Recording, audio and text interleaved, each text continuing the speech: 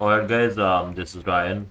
So I'm gonna be making the video on Tekken advanced concepts that I was supposed to talk about in my yesterday's stream, but I was busy then so I could not. So this video basically it's for intermediate high level players, players who are transitioning into the high level of the game, and a revision for the top level players, for some of the things that we may have forgotten or due to our flowcharted style we must have missed it out of our game.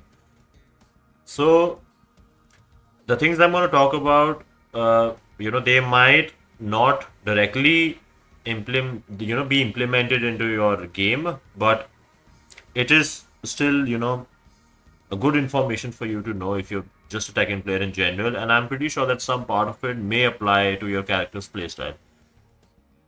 Okay, so the first concept that I'm going to talk about is going to be the concept of delayed timing and delayed pressure. Okay. The name suggests it's very easy to understand, but to implement it, it's a different story, right? So, delay timing, it's just delaying your press a bit more than you usually would, right?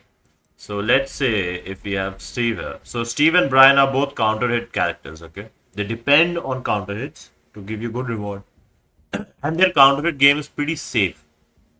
It's pretty safe. So let's say if a Steve player decides to do, this. Let's just say he decides to do this.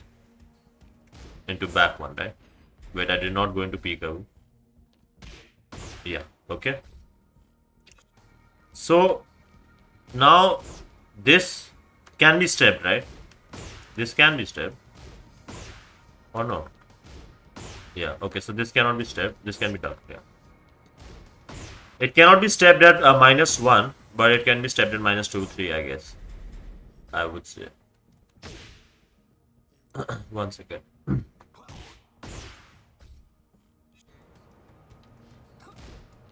Yeah, see? So, even though he's considerably safer, what I mean is there's a difference in a Steve player doing this and not getting the counter hit. I'm just gonna step and punish him with a 10 frame, right?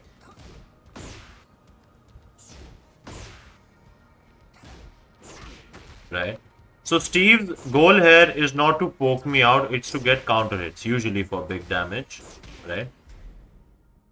Now there's a difference in him doing a down for one into an immediate back one, and there's a difference in him doing a down for one and delaying his back one. Okay, so that would look something like this.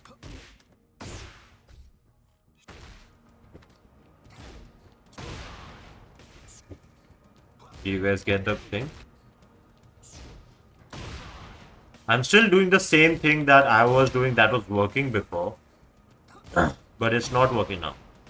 So the basic principle of this is that you as a player have to change your timing, also in respect to your opponent's behavior, and also, not let him latch on to your timing when you're playing as a player. Do you get it? So that is the entire concept. Should I show you another example? What other example can I show? Oh yeah. Okay. So let's see if a Steve player uses his down forward 2, right? A Steve players use this, right? Sorry. So let's just use the down forward 2 thing. Okay. There's this. So Steve's 10 frame punishes +7, I guess, +4. Okay, and this is 16 frames. This is homing, I think you can... Okay, you can stop. Right? Basic, easy, you can step it. And even if he pulls out his back one, you will get hit by it, but it will not be a counter hit. Right? So now there's a difference in him doing this.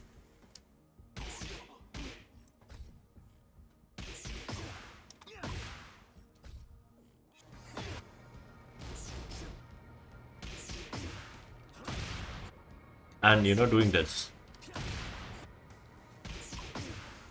Now this delayed the threat of delayed timing puts pressure on your opponent to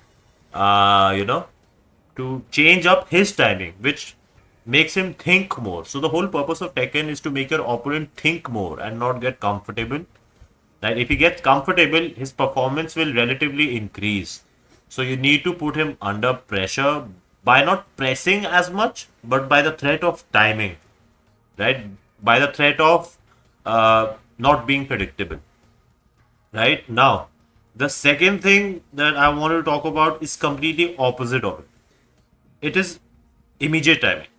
Okay, so that is what we would call something like mashing or something. But understand this, that immediate timing is useless if you do not have delayed timing in your game. If you're just playing the game immediately, if you're just pressing immediately, if you're just doing everything then and there, as soon as you're blocked, as soon as you're punished, you would be an AI, right? It's just that boring. So you need to have the concept of delayed timing in your game to take advantage of immediate time and disrespecting frames, right? So let's say I saw Jimmy do this once. This was long back in Tekken 7, I guess. So he was punished by a Steve player, and it was, I think it was -4, -5 there, and he proceeds to do a mark kick. Better still, I've seen good brand players do this. They would do a 1-1, which is -6 into a mark kick, right? But they would only do this because there is always a threat, right, of mark kick there, because sometimes even if you do anything except a jab, let's say you do a down forward 1, the mark kick would evade it and launch you, right? Or maybe just knock you down. So that is the concept of immediate timing, right? Now don't confuse me with disrespecting frames and the concept of immediate timing. These are two different things that I'll get into later. The third concept that I wanted to talk about was the engagement and the disengagement rule. Okay, disengagement is more important than engagement, but in this game, obviously, this is not Tekken 7, so they have made engagement more profitable for you as a player. So by engagement, I mean use your heat meter properly now, since heat is a valuable asset in this game. So let's say the Steve player is not doing anything, right? Nothing. He's not doing anything. I get engaged with my heat, right? And I'm just going ham on him. I'm gonna be doing a lot of chip damage to him. +5, +5, +5, +5, right? So he lost half of his health without me hitting him. So I think a lot of characters have this. So even though it may sound cheap, I have to suggest that you guys use your chip advantage to your, profit, to your benefit. Do not hold back on it. Use it, because if you don't, your opponent will. It's as simple as that. Now, disengagement. Okay. So, when and where should you disengage?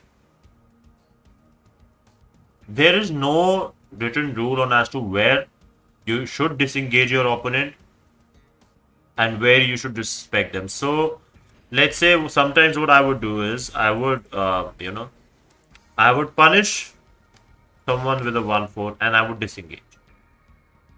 I would back off. I would not take advantage of my +4, right? I could do a 1-2 or a down forward 2. But I don't wanna. I wanna do a jet upper at, let's say, -7. Things that don't make sense. These things don't make sense. Me not using my turn at +4 and me spamming a jet upper, which will come out, in, I don't know, 21 frames at the thing. These things don't make sense at -7. So, this is what I mean by, like, disengagement and engagement, and mixing up your timing and mixing up your when you're advancing, when you're regressing into your game. So mix it up. Try to try to not have a pattern. Try to be as free as possible, and go on from there. So another thing I want to talk about is movement options during disengagement. So let's say I'm at plus, or let's say I'm at minus. It's irrespective. Your best movement option post -5. If you're -5, your best movement option would be sidestep. Even at -6, it would be sidestep. You know, I would even step at -8, -9 because it's only I only won't be able to step if my opponent uses, you know, like a jab or a down forward 1, you know, 10 frame, 13 frame moves. Only then I would not be able to step it. But if they go for a 17 frame mid poke, I may as well step it. So your best option in this game at -5, 6, 7 is to step. At -8, 9, it is to hold back, I would say. Not even backdash, guys. Remember, do not backdash, hold back. Because in this game, I don't know what it is about the frames. Sometimes you might get hit backdashing even at -17. I'll show you the example, okay? So let's say if I set my opponent to backdash, right? Let's see. The second, okay, so he's on backdash. Okay, 1 second. Yeah, he's on backdash. So he should block everything, right? So see, I'm doing a 16 frame move after a thing, and he's getting hit by it because it's the frame of the backdash is just weird. I don't know, I get clipped by a lot more mids in this game, and I can't understand why. So at minus post -8, and you know, in -9, I would prefer that you guys do not backdash, just hold back, and yeah. Okay, so fifth concept that I wanted to talk about was counter sidestepping opponents without homing moves. This is a very important topic. So in this game, obviously, generic throws are homing, right? 14, 13 frame throws are homing. Okay. But sometimes, you know, you don't want to use a throw. It's a high. It's breakable. You don't want to use it. Unless you're a throw spammer, you know, like a lot of people that I know here. So what you really want to do is, let's say if your opponent, right, if he does something like okay. So he does something like, you know, something like this, right? So he's trying to jab you, trying to move around you, you know, get counter hits on you. Okay. So now what you would do is you would usually go for a homing move. That's a 16 frame move, right? 17 frame move. But the chances of you getting counter hit in, you know, in the midst of it are there, even if they're not a lot. So a easier way to counter someone stepping you a lot is to step in any direction or backdash or forward dash. I'll show you. So I'll show you what I mean. So let's say he does this, right? Now I'm whiffing. Okay, now he'll do it again. See, I dash towards him or I backdash. Or I stepped with him. Or I can step in any direction. It'll always, you know, track him. See. So I'm not using a homing move. Instead, I'm using my movement to counter his stepping. Okay. Now in an online scenario, yeah, things might be a bit off because of the online lag and everything. But these are the principles of the game. Okay. So I hope you guys understood that. The next thing that I want to talk about was understanding your character's archetype. Yeah. So okay, sorry. Coming back to the homing thing. Uh, Also, I think a lot of characters have, you know, moves that are very good in tracking, which are 13 frame, 12 frame, 14 frame moves. So you should use that as well. Not necessarily, you don't have to rely on 18 frame, 17 frame homing moves. But it's okay. Understanding your character's archetype, right? This is the sixth point. So, I've seen a lot of people who play, especially in India, you know, people play Steve like he's, I don't know what, he's a rushdown player. Like he's a rushdown character. Guys, please get this stuff out of your head. I know you guys watch a lot of Hira Malik, and he's a very, very great player, but he rushes down with his Steve because he has a certain play style. You guys need to understand that is not your play style. You guys cannot do that. You need to be very, very defensively sound first. with Steve in order to be able to rush your opponent down, So that's what I'm saying. You have to respect your character's archetype a bit. So let's say when people play Xayu, right? Ling Xayu. So people do mix-ups with her. People don't play fundamentally, fundamental pokes and stuff with her because she is not that character archetype. When people play Mishimas, they play, 50-50 kind of style. They don't play, like some any other thing. So you have to respect your character's archetype, identify it, and play him in the way he's required to be played, and then insert your own mix of solution to it. Pace of releasing pressure. Okay, the seventh point that I want to talk about. It's a very lesser known concept. So what I would do usually in a longer set. I'm not talking about FT2s or anything. So every point that I mentioned, this is based off on long games, long hours. Okay, Tekken was meant to be played with friends for long hours. It wasn't like just meet up, let's play 2 games and go back home. No, we used to play for long hours, long days. So the seventh concept is pace of releasing pressure. So what I mean by this is, let's say so in this game, intel is everything, right? So I could be playing Brian, but in a panic situation, I would do something like, let's say, Orbital. Orbital is the basic answer, towards the end of the round when my health is low, to get a hit on him or, launch him or something. A lot of people would eat it. But the good players, they will move away as soon as I'm about to die and they are at a health advantage.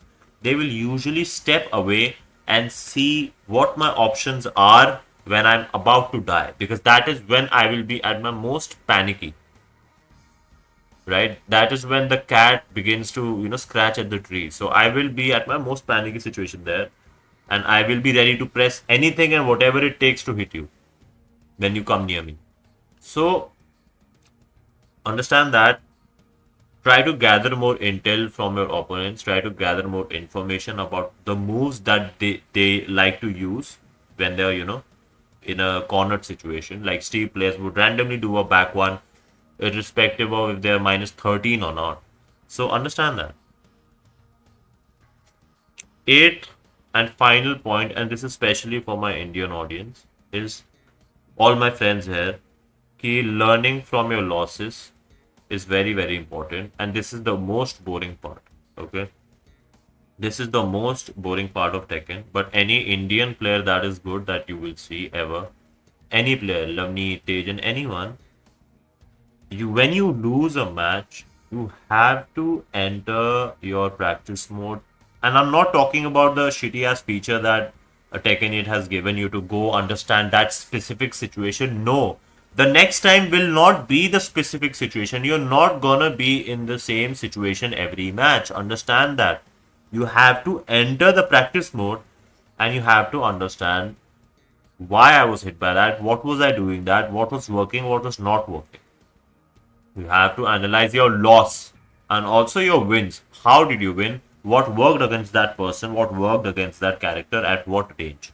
So generally when you're labbing something, guys, let's say if I was getting hit a lot by down forward 1 into back 1, okay, I'm not able to grasp this, I was getting hit by this, okay. So what options do I have here? Okay, I can interrupt. That's my first option. Jab is relatively safe. I can just interrupt and move around. Okay. Second would be I can step. Yeah. Okay. Third would be I can duck if I have a hard read. Fourth would be I could parry. Right? Power crush. So you need to understand. And then sometimes, when you interrupted him, when you challenged him, right? When you've done all this, imply the rule of disengagement. Don't do anything. Let him try.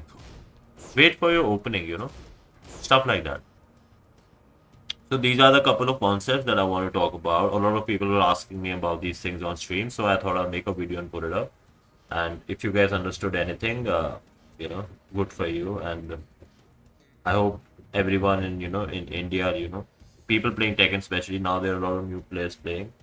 I really hope you guys get really good and represent India at some level or something. So, alright, guys.